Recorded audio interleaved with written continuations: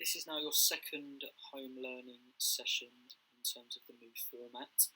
I hope you found last week more beneficial in terms of your learning, more accessible, and hopefully you gained more out of it.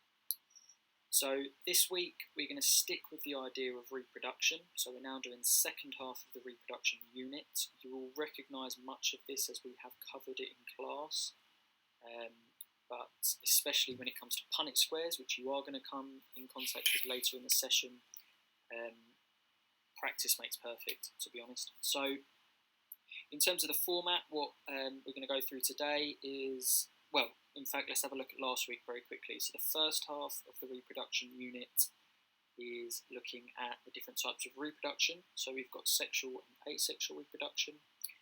We dived into sexual reproduction a little bit more, so we looked at meiosis and that form of cell division and how that differs to mitosis.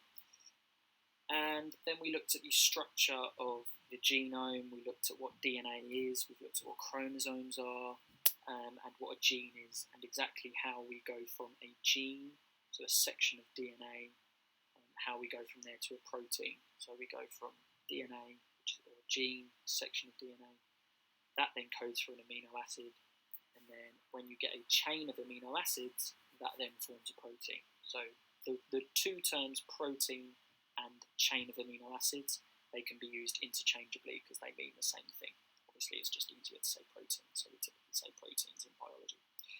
So, in terms of your format for today, we're going to look at inheritance in a bit more detail, and that's pretty much actually all we're going to look at in general terms. We're going to look at inheritance. So we're going to look at the key terms that inheritance encapsulates.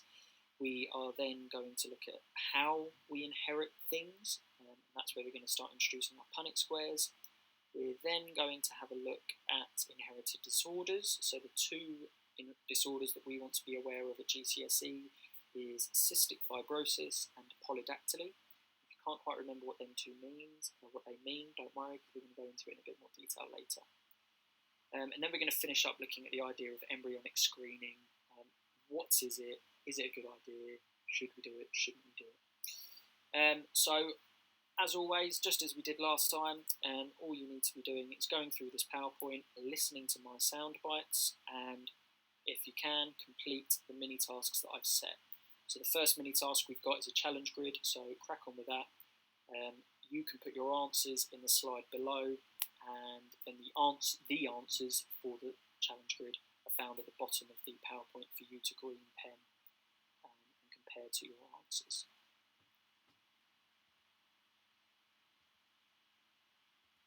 So you should recognise a picture very similar to this from the last session. So here we're going to look at the specifics or structures that we need to be comfortable with talking about when it comes to inheritance. So looking at this diagram, at the very top left you have a cell. Within the cell you have a nucleus, and within a somatic human cell, so that means all the cells that are in all the human body, all the cells that are not a sperm or an egg. So all the other cells we call somatic, and that just means body cells.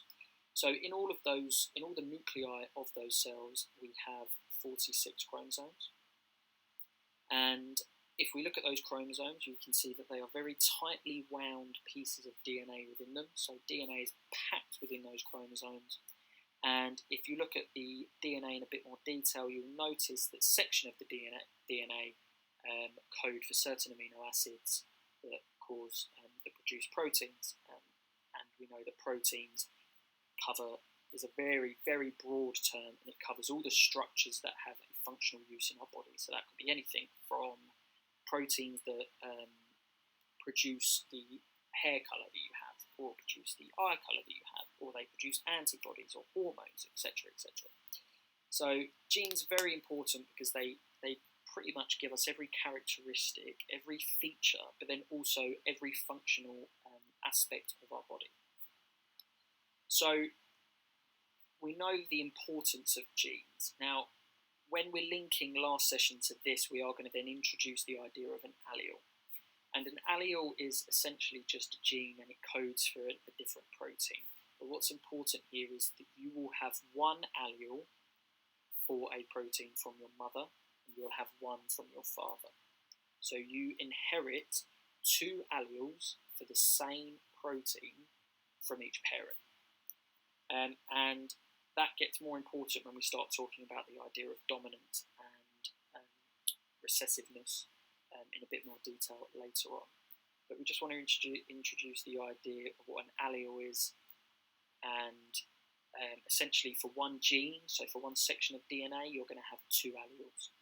So you will always have a pair of alleles that code for a specific protein.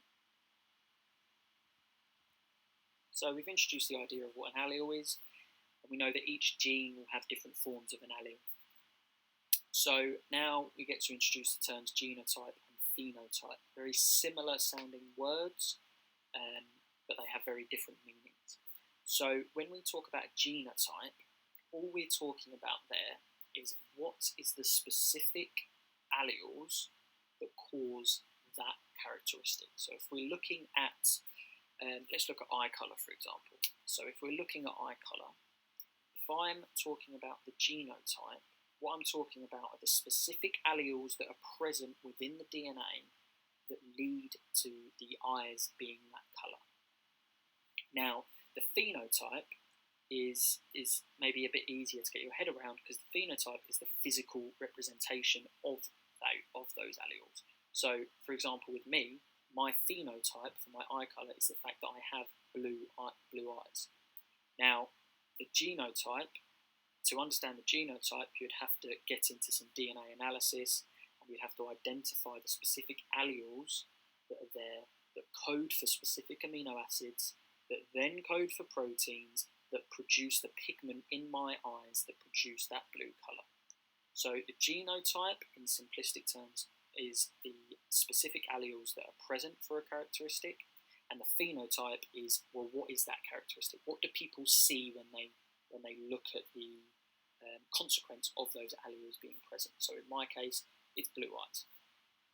And in most of our genes, we will have we'll have a pairing of alleles, and one of them may be dominant and one of them may be recessive. So when we're actually describing genetic inheritance and we're going to write the genotype, to make it very simple for us to understand, all we're going to use is a capital letter and then the lowercase letter. So throughout this presentation, I'm going to use the letter B, and that's simply because a uppercase B and a lowercase b is easy to distinguish between. There's no other reason, to be honest. You can use any letters you want, as long as it is clear the difference between the capital letter and the lowercase letter.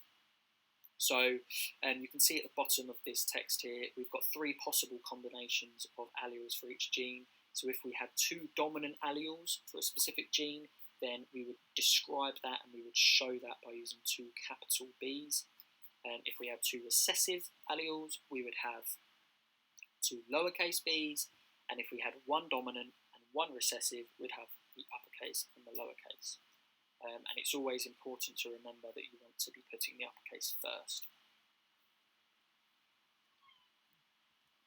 So this is a nice slide just to summarise some of those key terms that we've introduced here, because they're very much tier 3 words, and they're words that you are only ever going to really use if you are talking about genetics, genetic inheritance, and you're talking biology. You are rarely going to use these words in any other subject. They're very much tier 3 words, so let's just make sure that we've got these down.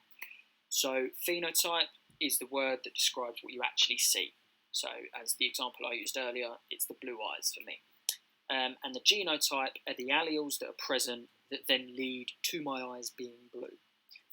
In very simplistic terms, if we're going to write them down at GCSE, all we're going to do is use a uppercase letter and a lowercase letter to show the two alleles that are present.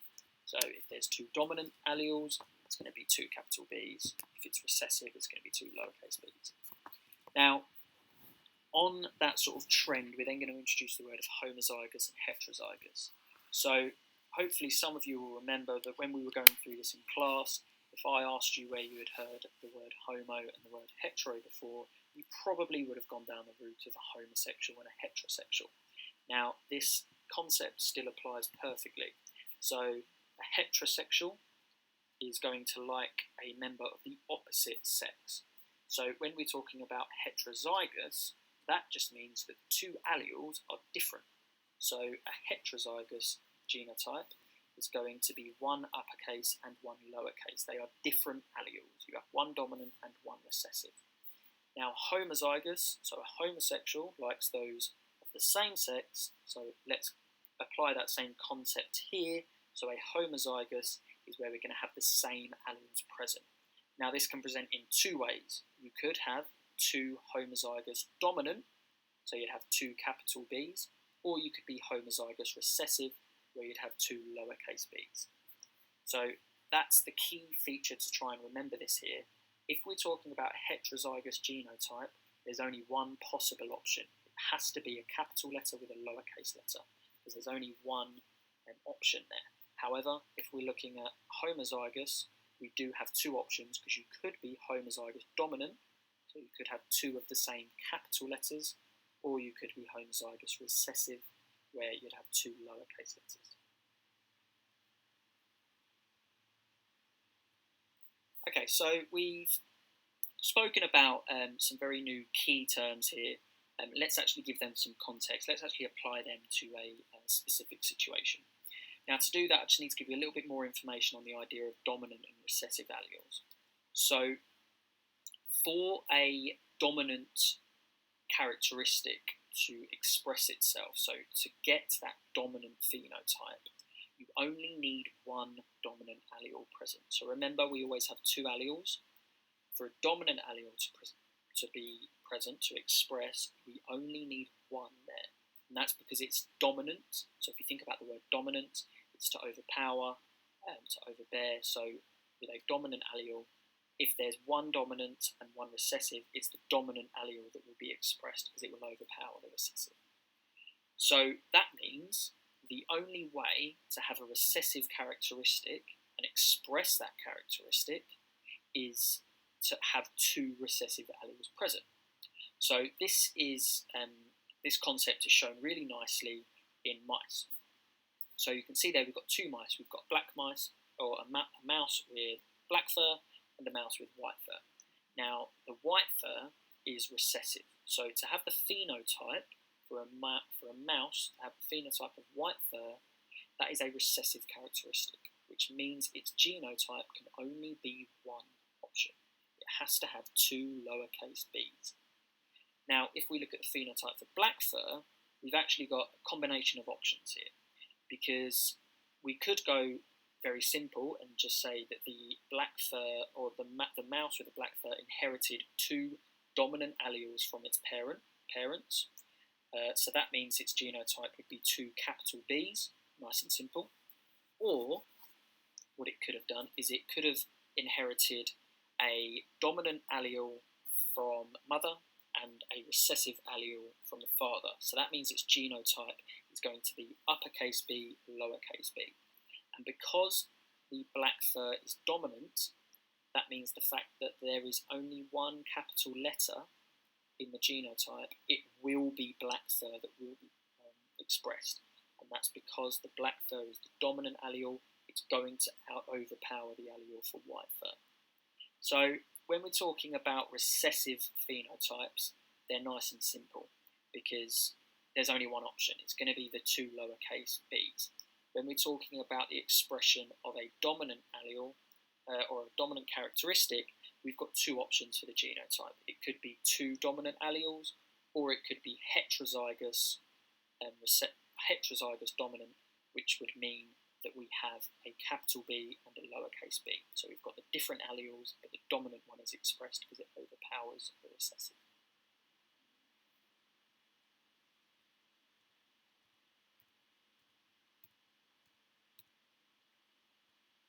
So now we get to the portion of the session where we're going to look at how we actually model inheritance. So how do we actually apply this to maybe an exam question? So a typical exam question when we're talking about modelling inheritance is essentially the question is going to be, what are the possible outcomes for a characteristic for their offspring. So if we stick with the idea of mice, so this exam question is asking what are the possible outcomes for fur colour for their offspring. Now, if you wouldn't just get that question alone, you're going to need a bit more information there. And you can see just above where that question is in bold, underlined text, you can see that the information is provided. So we have a female mouse, which is homozygous dominant. So we know that dominant is the black fur. So we know that the genotype for a homozygous dominant, so homozygous is going to have the same alleles, and dominant is going to be black fur, so we know that it's going to have two capital Bs producing black fur.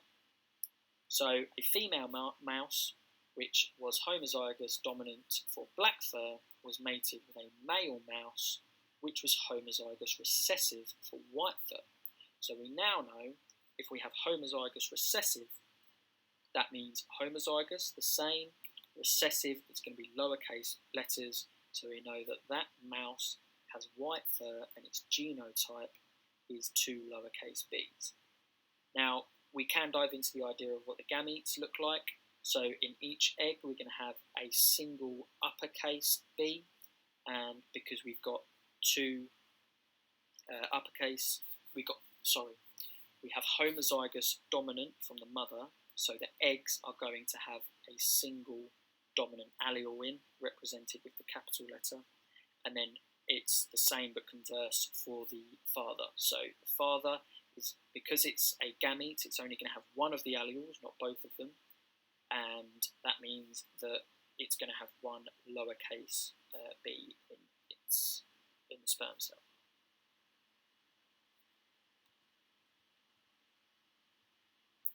So now you know what's coming now. So if you ever get a question that is in an exam question, in an exam, and it's asking for the what is the potential outcome for offspring with these two genotypes, you should know, a light bulb should go off in your head and you say, right, got to do a Punnett square. If you're lucky, the exam will have a Punnett square much like this on the screen. It will just have the grid. So it will pretty much tell you already you've got to do a Punnett square. If the exam board are feeling slightly harsh, then they won't do that whatsoever. They might just leave a blank piece, sort of a blank area. But still, if you see a question that's about inheritance, it's asking about the potential outcomes for a offspring, you should know that I need to be doing a Punnett square here. So when sort of planning this presentation, this was one of the sort of few times when planning these home learning sessions where I really wish I just had you all in the lab and we could go at this using the whiteboard. Unfortunately, we don't have that privilege at the moment. So we're very lucky in the sense that we did cover some of this in the lab, so this isn't completely new to you. But I'm going to start this off, and there is going to be a mini task in which you guys cover this and you guys practice these.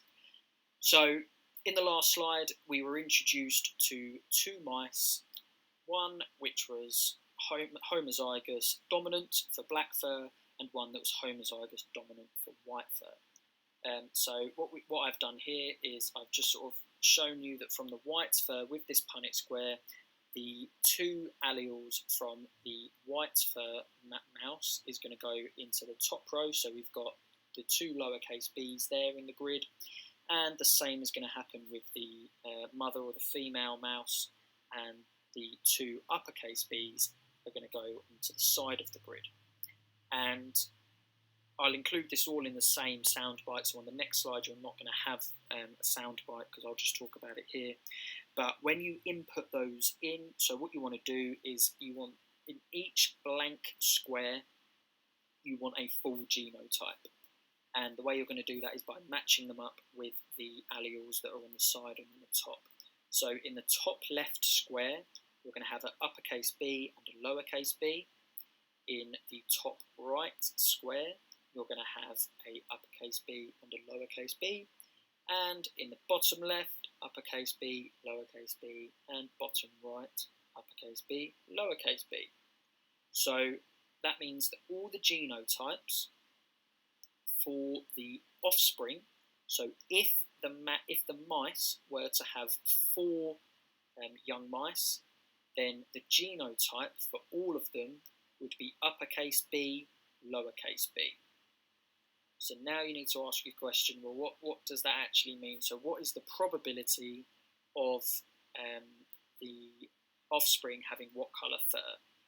Now, this is where you've got to go back to the question and think, right, what's dominant and what's recessive? So black fur is dominant, and because every single genotype has an uppercase B in it, that means that all of the offspring are going to have black fur.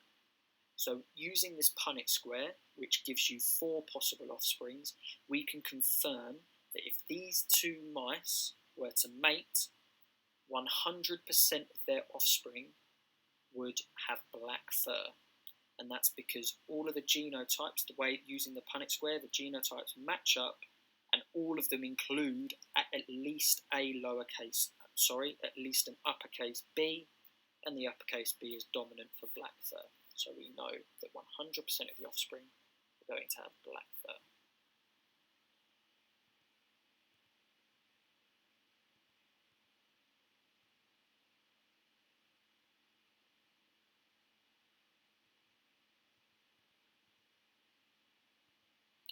So for another example of how we can use a Punnett square is looking at pea plants. And pea plants are heavily used when looking at genetics, because the person that actually discovered the idea of inheritance in terms of the fact that we have alleles as variants of genes, and that we have a dominant and a recessive allele, was a Austrian, I want to say Austrian or German, I think it was Austrian gentleman called Gregor Mendel. Now, he was working with pea plants, and the reason he was working with pea plants is he was actually working in a monastery. He was a monk, and he was essentially just doing some gardening. And he actually discovered that, or he started to notice that if he bred 2 different colour pea plants together, so he had the yellow pea plant and the green pea plant, he noticed that when he bred purebred yellow and purebred green together, all of the offspring were yellow. And that didn't necessarily make sense at the time, because you would think maybe, in simplistic terms, you'd get a mixture of the 2. However, all the offspring were yellow. And then he let them self-fertilise, so he let all the offspring self-fertilise, and then the offspring of the offspring, there was some green. So from that, he concluded that yellow pea plants are the dominant characteristic, the phenotype, and green is the recessive. And then he started to get the idea that also your inheritance, so your characteristics, are carried from your mother and your father. And he also then started to extend this research, and he looked at different size pea plants. So pea plants, you can get tall pea plants and you can get short pea plants.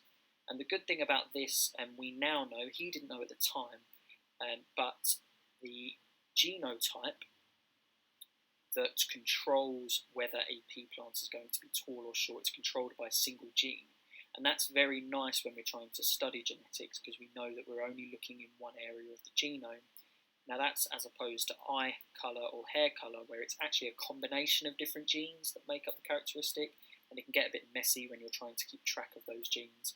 So when we're looking at the height of pea plants, it's nice and simple because we've got one single gene to look at. So what I've given here is I've given you one example question that could be asked about pea plants. So we know that the allele which produces the tall plants is dominant. So in this example, we're going to use a capital T. And the allele for short plants is recessive. So we're going to use a lowercase t. So I'm going to give you one example of a question that could be asked and how you would use the Punnett square to calculate that, or to calculate the possible offspring. And then on the next slide, you've got a mini task where you have 3 different questions, or 3 different combinations of parents, and then I want you to tell me the possible outcomes for the offspring. So for this one, we have, if 2 homozygous dominant plants were crossed, what would the outcome be? So again, we're going to put them into our Punnett square. So along the top, we've got one pea plant, which is homozygous dominant, so we've got 2 capital letters. And then down the side, we've got the other homozygous dominant pea plant, which is again going to be 2 capital T's. So this one's nice and simple, because in the 4 squares, all we're going to do when we match them up is notice that all of the alleles, all of the offspring are going to be capital T, which means that they are all homozygous dominant, and we know that the phenotype for a homozygous dominant pea plant is going to be a tall pea plant. So from this, we can conclude that 100% of the offspring from these 2 pea plants is going to be a tall pea plant. Now, in the next slide, I want you to have a go at the other 3. They're going to get gradually a bit more harder to calculate. And essentially what you're looking at is you're going to either get 50% one, 50% the other, you're going to get 100% one, 0% the other, or you could be looking at 25% one and 75% the other. So all I want you to do is tell me the possible outcomes for the offspring with the questions in the next slide.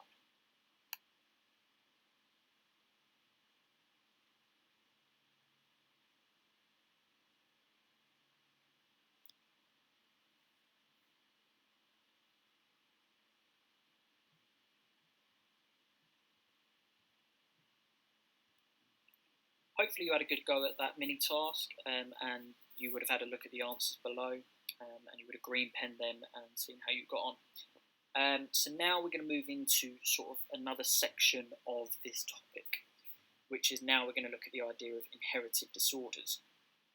So you should recognise both of these disorders that we're going to discuss, and because we did cover them in the lab, but we're just going to recap them quickly now. So the first inherited disorder that we're going to look at is called polydactyly. Now, polydactyly is, if you break down the word, poly actually means lots of, and dactyly comes from the idea of digits. And in biology, when we're talking about digits, we're talking about fingers and toes. They are your digits. So polydactyly quite literally translates to lots of fingers and or toes. So you should have 5 fingers on each hand, and you should have 5 toes on each foot. However, those with polydactyly will have more than 5. So this can present on either one hand, it can present, and most typically it's fixed post-birth, so just a relatively simple surgery to remove the extra digit. However, there are many populations of people with polydactyly that are living relatively comfortable lives, with their extra digit. There was actually a BBC documentary years ago on a family in Brazil, and linking to inherited disorders, there were a family and lots of them had polydactyly. And funnily enough, they're actually all quite good at playing the piano. Not joking. So polydactyly is the idea of having extra fingers or toes, and polydactyly is an inherited disorder, and it's caused by the dominant allele. So this condition means that if we look at a genotype, and if we use the idea, let's say, of the letter B, so the genotype for someone with polydactyly is either they have 2 uppercase B's as their genotype, or they have a uppercase B and a lowercase b as in their genotype. So what this basically means is that for you to get polydactyly, one of your parents has to have it. Polydactyly is not carried, so it's not like it can be carried or skip a generation. So for you to have polydactyly, that means that one of your parents will have had to have had it, or currently have it. So you can do the Punnett square for this. So the question could be a sort of a difficult question would be a parent that's heterozygous for polydactyly. So that would be 1 capital B, 1 lowercase b. And a person who does not have polydactyly. So that means if you do not have polydactyly, that means that you are homozygous recessive for those genes. So that means you are 2 lowercase b's. What are the chances of the offspring having polydactyly? So that could be a possible question, or it could be rephrased as 2 parents both have polydactyly. What are the chances? And in that case, it'd be 100%. So that's polydactyly. In the next one, we're going to look at a slightly different inherited disorder that also carries a slightly different inheritance pattern.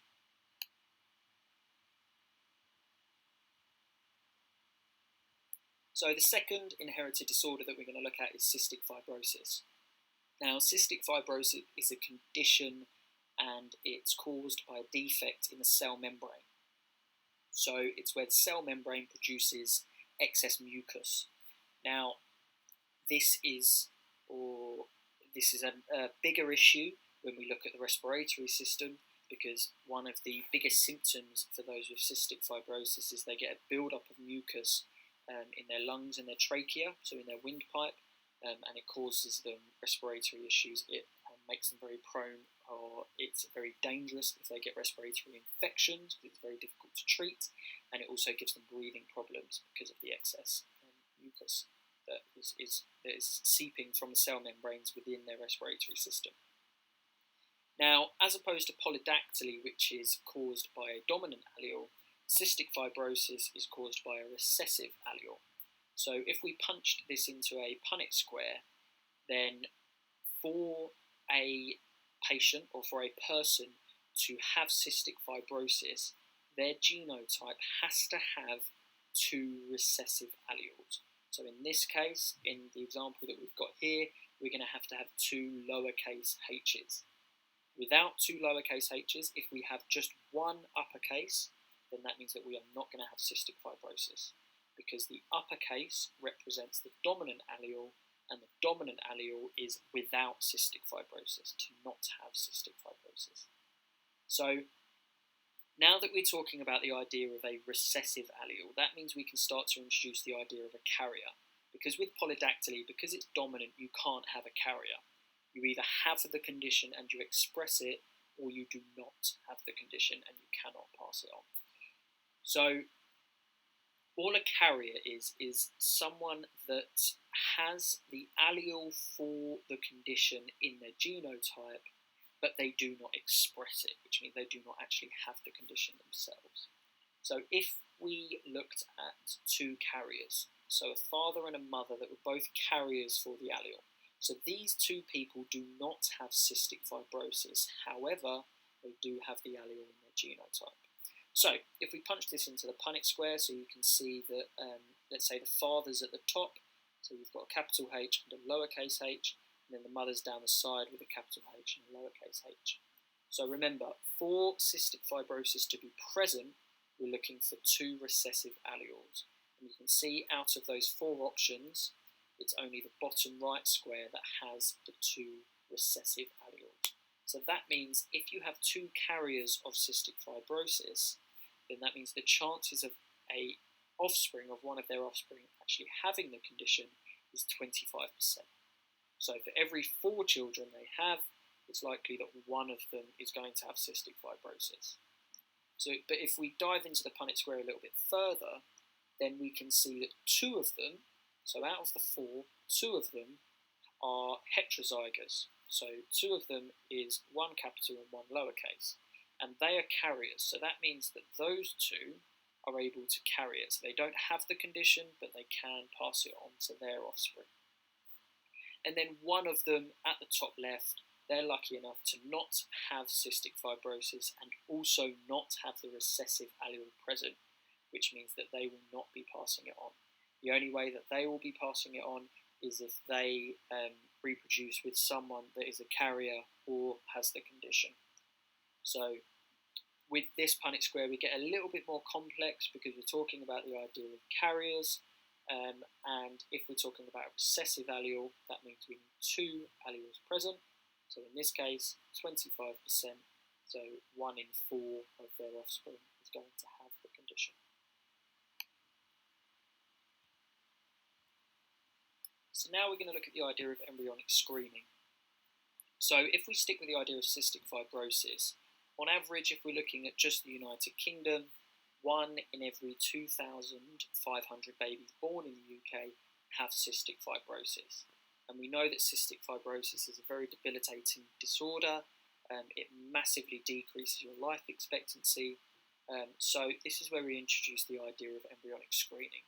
Now, embryonic screening is the ability to screen the genotype or the genome of the embryo in uterine. So whilst it's still in the mother's uterus developing, it's the ability to have a look at the embryo's genome and identify if this embryo has any inherited disorders. So just on paper, that sounds like a brilliant idea. Now, this does open up some ethical considerations. One of those being that if you are doing anything to disrupt the development, even if it's a relatively invasive procedure, you are still increasing the risk of miscarriage, and that is death of the embryo in utero. So with screening of an embryo, there is a risk of miscarriage with the process because you are disrupting the development, even if it is in a minor level. Now, as well as this, embryonic screening is quite costly, so it's going to cost more. So does everyone have access to it? We're not entirely sure. And also, it's not 100% reliable. With this, you do open up the risks of a false positive. So a false positive is, for example, telling a mother and father that your child has your embryo has cystic fibrosis when in fact they don't, or the opposite, which is a false negative, telling a mother and father that their embryo does not have cystic fibrosis when in fact they do. So it's not 100% reliable. It is quite accurate, but it is not 100%. So there are going to be mistakes made if you do lots of embryonic screening. Now, this also introduces the idea of gene therapy, because an alternative to screening of the embryo is a slightly more invasive, so it's slightly more, can be more dangerous, and the idea of gene therapy. So what gene therapy is when you actually alter or you replace a faulty allele. Now, what we mean by faulty allele is if an allele is going to cause a disorder. So if an allele is going to cause cystic fibrosis, or if an allele is going to cause polydactyly, we are now reaching a point in medicine where we are able to actually alter these genes so that during development we can categorically say that this is not going to happen. Now, this is incredibly expensive. It's also very novel in terms of its research, so it's still very new, so we're not 100% sure exactly how it works. It's nowhere near as effective as embryonic screening, but on paper, this would be a very good idea because it would be a way to wipe out all of these inherited disorders, because all we'd do is go into the genome of the embryo and just take out the genes or take out the alleles that are causing the disorders. And in theory, we could potentially wipe out cystic fibrosis across the world, because we would be stopping cystic fibrosis ever even developing. So with embryonic screening, not only do we have to understand exactly what it is and how it works and what it can show us, we also have to consider the ethical considerations.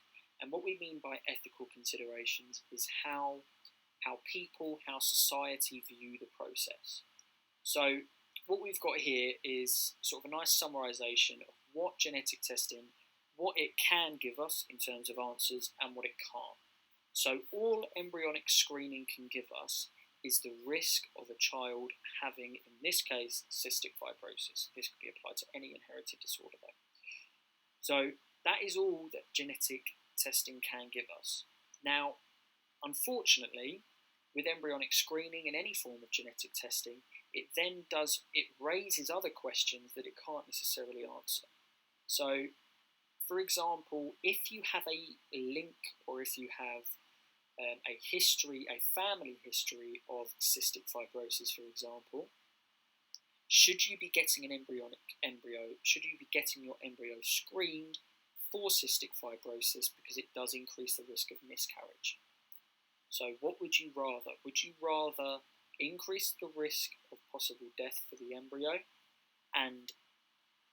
or find out if there is risk or an increased risk of that embryo having cystic fibrosis?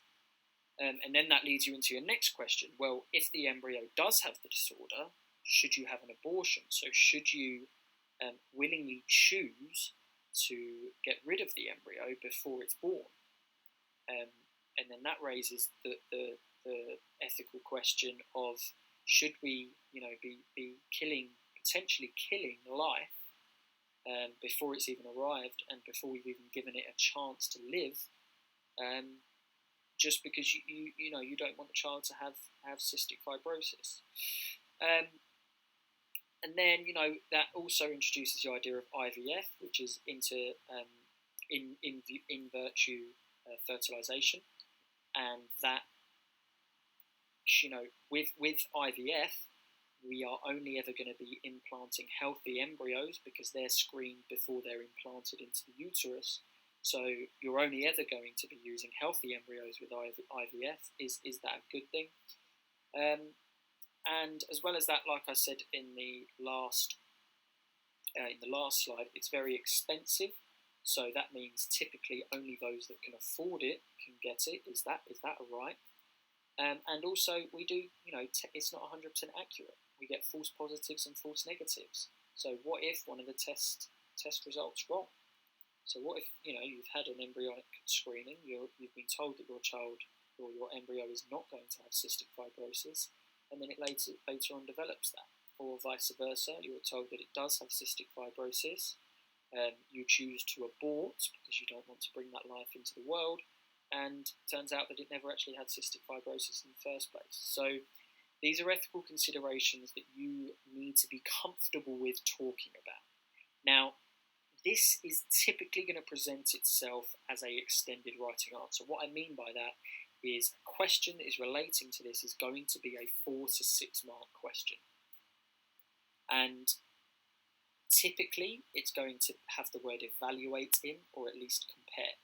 Now, it's not going to ask you, is it right or is it wrong to screen embryos? What it is going to ask you, though, is it's going to ask you, with your knowledge of embryonic screening, can you evaluate the advantages and disadvantages and then maybe conclude at the end? So what that means is pretty much what I've just done there. So for example, if an embryo has a disorder, so if the embryo does have cystic fibrosis, should you have an abortion? Well, the advantage for the abortion would be that you are not going to bring a life into the world knowing that it has a debilitating disease. And there are, if you have cystic fibrosis in your genetics, then you do have the option for IVF, in which they will take sperm and eggs from the mother and father. They will fertilize them in the lab, and they will only fertilize gametes that do not carry the disorder. So basically with IVF, you can be sure that your embryo is not going to have cystic fibrosis. So there's one option. If you abort it, the advantage would be that you're not going to bring that life into the world, and you always have IVF as an option to ensure that cystic fibrosis is not developed.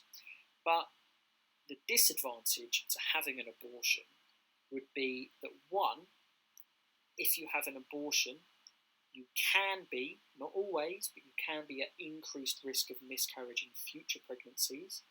And secondly, who's to say that you have the power to choose this option? And what I mean by that is treatment options for cystic fibrosis are only ever going to improve. So they're already quite good now, and they will only ever going to improve. So what's to say that when your child, so let's say you choose not to abort, your child has cystic fibrosis, and let's say that when it reaches 10 years old, we develop a fantastic new treatment that allows this child to live their life to the full extent, so to the typical life expectancy of around 80 years of age, and they're able to live with cystic fibrosis and the treatment allows them to do that with minimal complications. There's no reason why that's not going to happen, in which case an abortion is probably not the right option, because we can always treat cystic fibrosis. So what I've done there is I've presented the advantages and the disadvantages. I haven't given my opinion, I haven't shared which one I think is right or wrong. I've just sat on the fence and I've said, well, if you were to think this as an advantage and this as a disadvantage, and I've presented you with the information. So that's what you want to be able to do with when considering the ethical implications of embryonic screening. Gather all the information, give an advantage and give a disadvantage. If you fall into the trap of giving an opinion, then you are at risk of missing out on marks, because let's say your opinion is that you should not have the abortion, then you're only going to go down that path. And you also need to be sharing information on the other side. You need to be sharing both sides.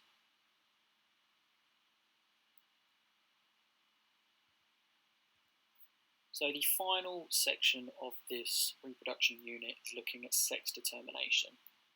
Now what we mean by that is what determines our sex. So we know that we have a male or a female sex in biology, and what specifically determines whether your offspring is going to be male or female.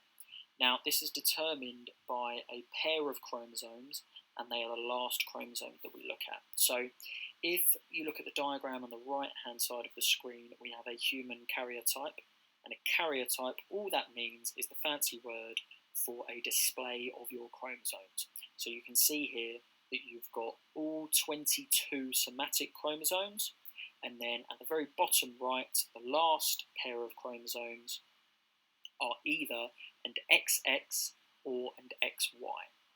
Now, females, so if you are a female, you are going to have an XX chromosome, pair of chromosomes, and males will have XY. So you want to be able to remember that with a male, we're going to have XY chromosomes, with a female, we're going to have XX chromosomes. It's these chromosomes and these genes within these chromosomes that determine if you are male or female.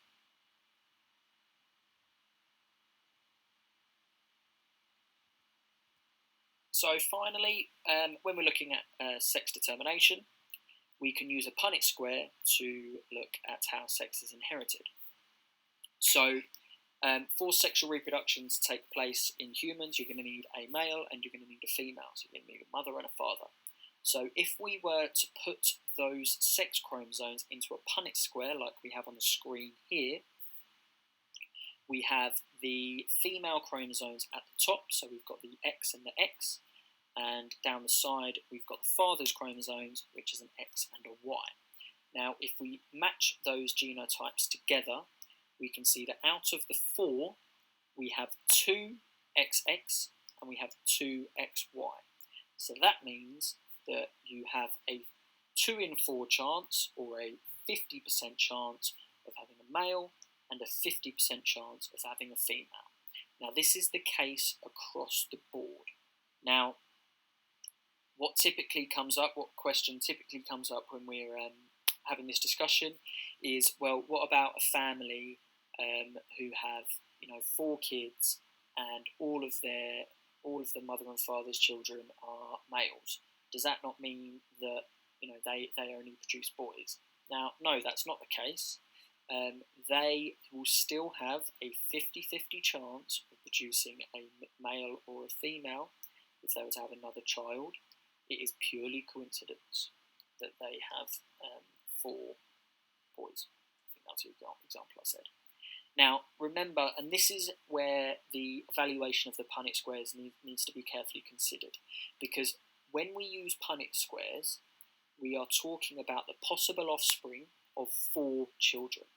So we've got the father down the side, we've got the mother at the top, and then we've got 4 squares. So when we use a Punnett square, what we're saying is if these 2 people, or in terms of the pea plants, if these 2 organisms were to have 4 offspring, what would the outcome be of what would be the probability of the outcome be for those offspring. So this is purely probability. It's just statistics. So that's not to say that you are always going to have, if you have 4 children, you are always going to have 2 boys and 2 girls. But statistically, that is going to be the case. And we can prove that because if you look at a family, just one family of 4 children, and all of them are boys, then yes, you could argue the case that that's not correct. However, remember, that's a very small sample size. You're only looking at one family. If you look at all of the population in the world, if you look at the world population, you'll notice that 51% of the world population is female and 49% of the world population is male.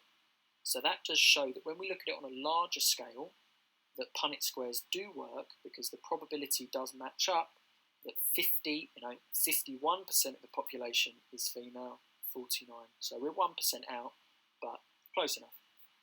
So remember that when you're using Punnett squares, we are only looking at probability. We can't be sure. We're only looking at probability, and you want to be using the terms 1 in 4, or 2 in 4, or 25%, or 50%. In terms of sex determination, you've got 50% chance male, 50% chance female. Now, so this is the end of the session. So what I want you to do now is, as you've worked through the mini tasks, go back and green pen them. So green pen your challenge grid and green pen your Punnett squares, and then head back to Show My Homework, and on Show My Homework there will be a link for the Kahoot quiz, which I've set up for you guys to complete.